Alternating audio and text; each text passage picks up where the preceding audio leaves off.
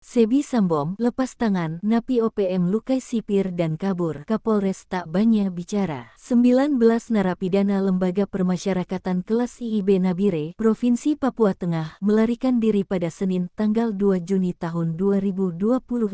Para narapidana tersebut berhasil kabur setelah seorang petugas diserang oleh salah seorang narapidana menggunakan senjata tajam, sehingga terluka. Kericuhan membuat peluang bagi belasan narapidana lainnya lari keluar dari lapas kelas IIB Nabire melalui pintu depan. Berdasarkan rekaman CCTV, 19 narapidana ini dengan leluasa kabur melalui pintu depan. Ini setelah salah satu petugas lapas dilukai oleh salah satu napi menggunakan senjata tajam. Kapolres Nabire, AKBP Samuel Tatiratu saat dikonfirmasi membenarkan insiden tersebut. Meskipun demikian, mantan Kapolres Asmat ini enggan memberikan keterangan lebih terkait kaburnya puluhan napi dari lapas Nabire tersebut. Juru bicara TPNP BOPM, Sebi Sambom menyatakan bahwa 11 dari 19 narapidana yang kabur dari lapas kelas IIB Nabire, Papua Tengah adalah kombatan kelompok tersebut. Menurut Sebi, pelarian para kombatan bukan atas perintah pimpinan TPNP BOPM, tetapi merupakan bentuk perjuangan mereka mencari keadilan. Satgas Damai Cartens mengerahkan tim gabungan untuk memburu narapidana yang melarikan diri. Kaops Satgas Damai Cartens Brigjen Faizal Ramadhani menegaskan tidak akan membiarkan kekerasan dan pelarian ini terjadi, apalagi jika berkaitan dengan jaringan kelompok kriminal bersenjata atau OPM. Anggota Komisi 13 DPR Rima Firion meminta petugas berwenang untuk segera menangkap 19